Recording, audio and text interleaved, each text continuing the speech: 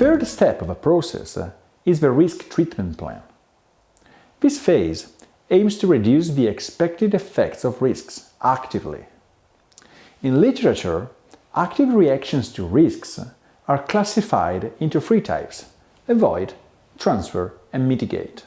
Avoid a risk implies modifying the project to eliminate the threat, lower the event probability to zero, or make the impacts of the risk no longer relevant. Some risks can be avoided through relatively low-cost actions, such as clarifying requirements, gathering more information, and improving communication among stakeholders involved in the project. Transfer involves moving the risk to a third party, so that the responsibility for managing the risk is left to someone else in exchange of money. Typical tools for these actions are contracts that allow the cost associated with the risk to be balanced between client and supplier, or insurances that, for a premium, assume total or partial responsibility for the effects of the risk. These actions do not act on the probability of the risk occurring or its impact, but merely transfer it, wholly or partially, to a third party. Mitigate, instead, consists of reducing the probability of a risk occurring and/or reducing its impact through specific actions which imply a cost. For example, by adopting less complex processes, using experimentations, or creating redundancies between activities identified as highly risky. It is, of course, also possible to work actively on opportunities, normally through exploiting or sharing strategies. Exploit attempts to make a given opportunity more likely, assigning the best resources to the activities associated with it. Share assigns activities to someone who has an incentive to do the best, because they share the benefit of the opportunity associated with those activities.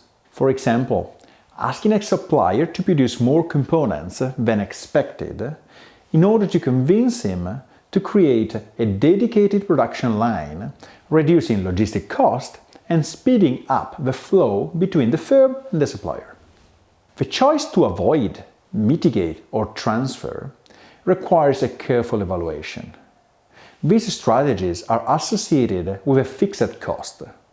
This cost must be compared with the expected benefit, which is the expected reduction of potential cost, because we are not sure about the event's occurrence. In qualitative risk analysis, this evaluation will be qualitative too, because it implies comparing the assessment of a base risk with the assessment of a mitigated risk to estimate the potential benefit associated with the action. The following step of the process is the contingency plan. After the identification of the active response actions to be implemented, it is necessary to define the amount of contingency to be allocated against the residual negative risks. In fact, it is often impossible or unwise to eliminate the risk of a project completely. The occurrence of one or more of these residual risks would result in extra costs or delays. It is common practice to include into the project plan some time buffers and budget contingencies to be used to cope with the effects of the residual risks. In reality, we don't know which risky events will occur, and therefore don't know how we will spend the extra time and extra money. In fact, we don't even know if there will be any left over at the end of a project, or if it won't be enough. In the first case, the part of contingencies not used will become margin at the end of a project, like savings. Instead, we will have to find more money to cover the extra costs, reducing the project margin in the second case.